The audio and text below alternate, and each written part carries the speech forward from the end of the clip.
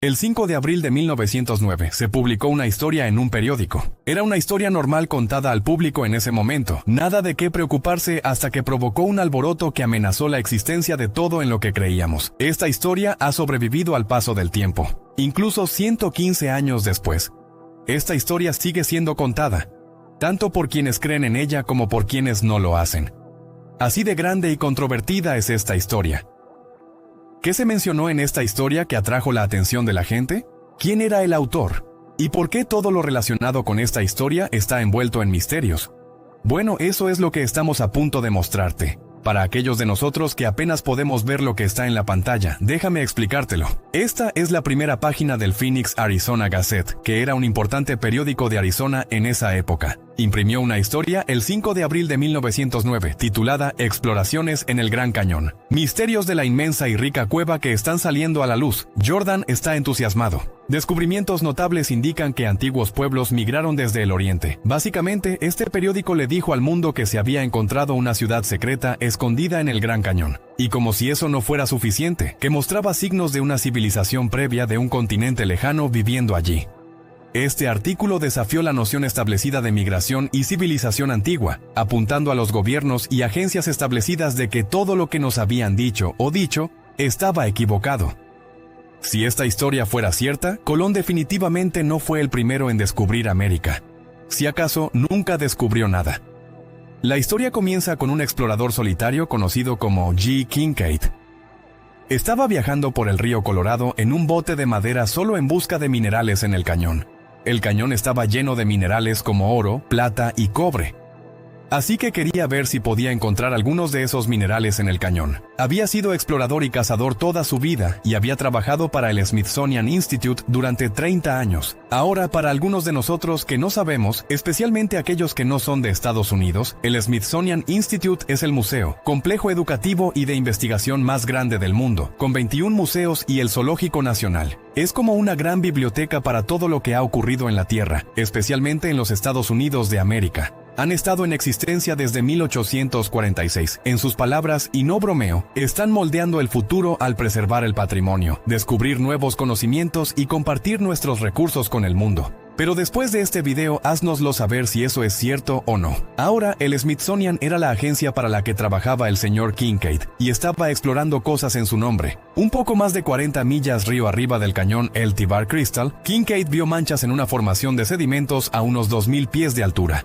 Esto llamó su atención y decidió investigarlo.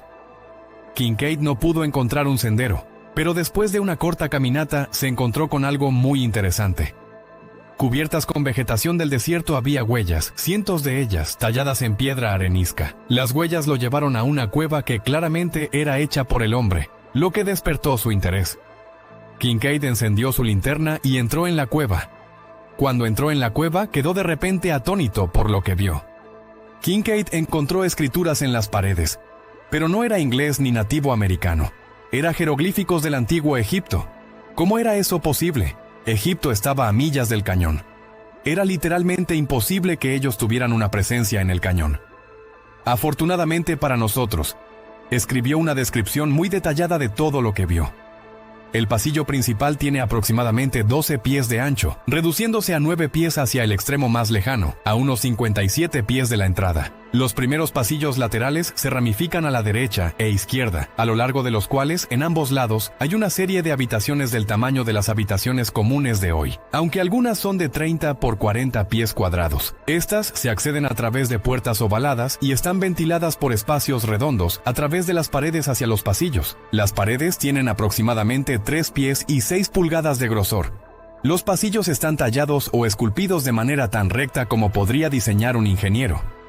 Los techos de muchas de las habitaciones convergen hacia un centro. Los pasillos laterales cerca de la entrada corren en un ángulo agudo desde el pasillo principal, pero hacia la parte trasera, gradualmente alcanzan un ángulo recto en la dirección. Después de un rato, a G. Kincaid finalmente le cayó en la cuenta que no estaba solo en una cueva, sino en un enorme asentamiento subterráneo hecho por el hombre, tallado en la roca. Pensó que hasta 50,000 personas podrían haber vivido allí. Había graneros con estantes de cerámica pintada. En algunas habitaciones, muchas de las ollas aún contenían semillas. Encontró áreas de cocina y un gran comedor. Las personas vivían allí. Había muchos artefactos antiguos por todas partes en las habitaciones. En otra gran sala, describió un área para trabajos en metal, una tecnología que no debería haber existido en esta área. En este lugar encontró herramientas de todo tipo, hechas de cobre. Estos pueblos conocían el arte perdido de endurecer el metal, una técnica que los químicos han estado buscando durante cientos de años sin éxito. Durante varias horas, Kincaid exploró el complejo subterráneo sofisticado. Todavía no sabía cuándo, cómo o por qué se construyó o quiénes eran los constructores. Luego encontró un criptario que estaba en otra gran sala. Dentro había docenas de momias en cada estante y fila en el criptario. Una práctica que es sinónima con los egipcios. Fue en este momento cuando se dio cuenta de que si iba a explorar toda esta ciudad subterránea, iba a necesitar ayuda. J. Kincaid envió algunos artefactos al Smithsonian Institute, junto con sus notas de lo que había encontrado. Pidió ayuda con dinero y logística para lo que pensaba que probablemente era el descubrimiento arqueológico más importante jamás hecho. El Smithsonian estuvo de acuerdo. Unas semanas después, el profesor Cy Jordan llegó con unos 40 científicos, investigadores y trabajadores para excavar y explorar completamente la antigua ciudad subterránea. Con más luces y personas, los expertos pudieron ver claramente que el diseño del sistema de cuevas no era aleatorio, sino planificado y simétrico. Todos los túneles iban a una cámara o sala central en el medio. Y en esta cámara había una gran estatua que Kincaid pensó que se parecía a Buda, una religión practicada en Asia. A más de 100 pies de la entrada está el pasillo transversal, varios cientos de pies de largo, donde se encontró el ídolo, o imagen del dios del pueblo, sentado con las piernas cruzadas con una flor de loto o lirio en cada mano. El molde de esta cara es oriental, y en esta caverna el ídolo casi se asemeja a Buda, aunque no estamos seguros de qué culto religioso representaba. Teniendo en cuenta todo lo encontrado hasta ahora, pensamos que este culto se parecía más a los antiguos pueblos del Tíbet.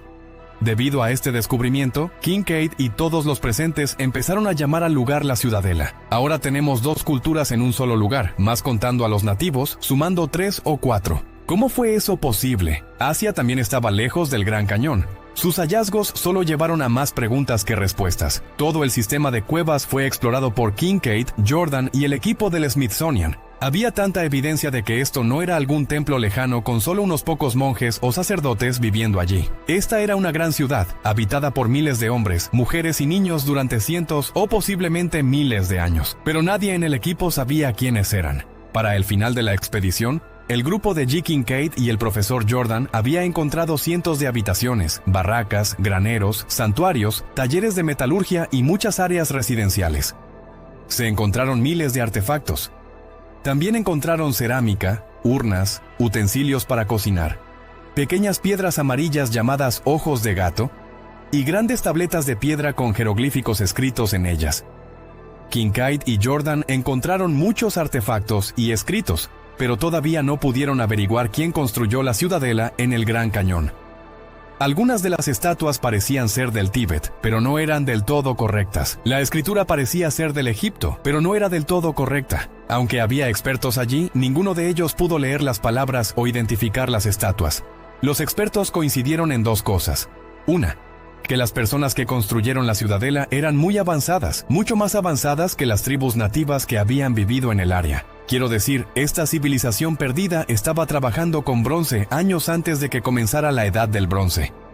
Entendían la división del trabajo y la agricultura cuando la mayoría de las otras sociedades en la Tierra probablemente todavía estaban cazando y recolectando. Estos hallazgos iban en contra de todo lo que la mayoría de los arqueólogos y antropólogos aprendieron en la escuela. No debería haber una civilización como esta. 2, también coincidieron en que la civilización que construyó la ciudadela no emergió localmente. Sin duda, esta civilización vino del otro lado del mundo. Esto derrumbó la creencia mantenida por el Smithsonian sobre el aislamiento. El Smithsonian cree que la mayoría de las civilizaciones están aisladas unas de otras y no interactúan entre sí muy a menudo, especialmente cuando están separadas por grandes cuerpos de agua. Se pensaba que las civilizaciones avanzadas y densamente pobladas de los valles de Ohio y Mississippi eran raras y no hablaban con otras culturas avanzadas como los aztecas, toltecas o mayas. Así que decir lo contrario, como lo hicieron Kincaid y el profesor Jordan, significa que el Smithsonian estaba equivocado, lo que llevaría a una gran pérdida de fe en sus capacidades. En este caso, tomaron en serio el gobierno nunca se equivoca. Kincaid y el profesor Jordan enviaron cajas de artefactos y libros llenos de notas y dibujos de vuelta al Smithsonian. junto con su teoría de que una civilización antigua existió en el Gran Cañón miles de años antes de que incluso los nativos americanos llegaran a América del Norte. Estas personas eran altamente educadas, habilidosas y tecnológicamente avanzadas, y probablemente vinieron de Egipto o Asia. Kincaid quería más herramientas y un grupo más grande de personas para ayudarles a estudiar la ciudadela y buscar más pistas sobre esta civilización perdida en el Gran Cañón. Sorprendentemente, su solicitud fue rechazada, y G. Kincaid y el profesor S. A. Jordan nunca fueron vistos ni oídos de nuevo.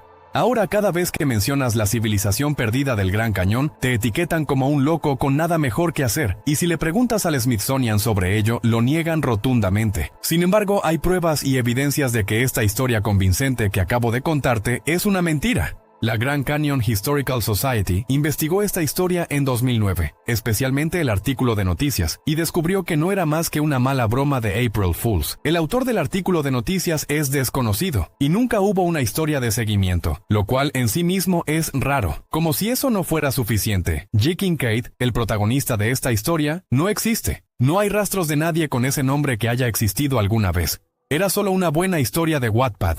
Así que aquí hay un video del Smithsonian diciendo eso. Relaciones públicas del Smithsonian. Marian hablando. Espera. ¿Hola?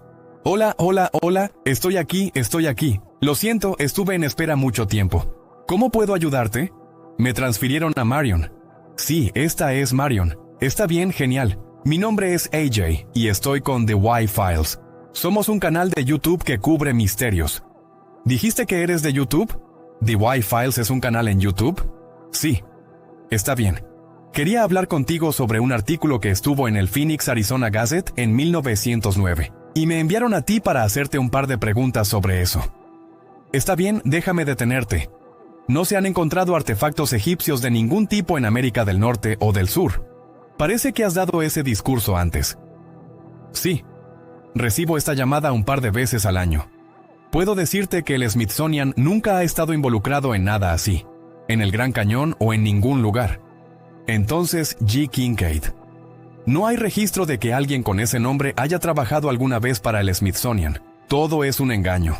Sí, esa es la creencia predominante. Pero el Smithsonian ha sido acusado de encubrir esto, así que... Sí, no tengo una respuesta para eso. Probablemente no quieras hablar sobre gigantes o esqueletos gigantes, ¿verdad? Adiós. Negaron que Kincaid existiera alguna vez, pero aquí es donde metieron la pata. Esta es una foto del profesor Jordan.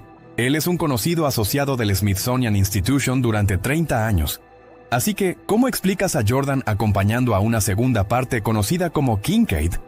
Jordan trabajó estrechamente con el Smithsonian durante 30 años, desde la década de 1880 hasta 1910. Durante ese tiempo, realizó viajes ictiológicos por el río Colorado y el Gran Cañón. De hecho, él era el presidente de la Universidad de Stanford. Pero ves, Jordan tenía un problema. Era un firme defensor de la eugenesia. La eugenesia es la teoría científicamente errónea e inmoral de la mejora racial y la cría planificada. Piensa en Hitler o supremacistas blancos, ese tipo de cosas. De hecho, Jordan escribió el ensayo de 1899, un estudio sobre la decadencia de las razas a través de la supervivencia de los no aptos, porque creía en la pseudociencia primitiva y era xenofóbico en ello. Mostró cuán irracional era acerca de la degeneración racial y suplicó por grandes esfuerzos para mantener la unidad racial. Después de que la gente lo llamara por su idea radical, el Smithsonian comenzó a cortar todo tipo de vínculos e interacciones con él. Luego, más tarde, negó completamente que trabajara con ellos. Si no fuera por los registros que no pudieron ser borrados fácilmente, también habrían negado que el profesor Jordan alguna vez existió, al igual que hicieron con Kincaid. Todo lo que dijo Kincaid era cierto, porque lo que describió se utilizó como un mapa para encontrar ciertos lugares por otros exploradores. Entonces, si estuviera mintiendo, ¿cómo sabría los lugares exactos? Incluso años después del descubrimiento inicial por Kincaid, se encontraron artefactos en el cañón por diferentes exploradores. Eso probó que Kincaid no estaba mintiendo. Para añadir a la creciente lista de sospechas, la población solo puede visitar 2 cuevas en el Gran Cañón para fines de referencia. El Gran Cañón tiene un estimado de 1000 cuevas. 335 de esas cuevas han sido descubiertas y registradas, y de esas 335, solo 2 están permitidas para el uso público. Entonces, ¿por qué se mantienen fuera de alcance las 333 restantes? Si le preguntas al Smithsonian, te dirán cosas como que los turistas podrían destruir artefactos valiosos sin darse cuenta del daño que causaron, o que no es seguro y no quieren que te lastimes. Ahora, es cierto que algunos lugares están cerrados al público por las razones correctas, como la Torre de Fuego Hopi y el camino de acceso, que está cerrado por razones de seguridad y preservación. El área de plantas en peligro de extinción de Maricopa Point, que es un área pequeña en el borde sur, que contiene una especie de planta rara llamada Vetch de centinela. El área está cercada y señalizada para proteger la planta del pisoteo y la recolección, e incluso algunos lugares en el Gran Cañón se consideran terrenos sagrados para los nativos, por lo que están prohibidos. Entiendo todas estas partes, pero eso es solo la punta de un gran lugar inexplorado. Todavía hay muchos lugares que podrían explorarse, pero cada vez que alguien se encuentra en un área que está bloqueada al público, las autoridades aparecen de inmediato. Y no estoy hablando de guardabosques, me refiero a helicópteros militares negros Apache, como en el caso de estas personas. Estos eran un grupo de exploradores que intentaron explorar algunas de las áreas listadas en las notas de Kincaid. No tardó mucho en que este helicóptero apareciera. Solo tengo una pregunta: ¿qué podría estar ocultando el Smithsonian que requiere un helicóptero militar para mantener a la gente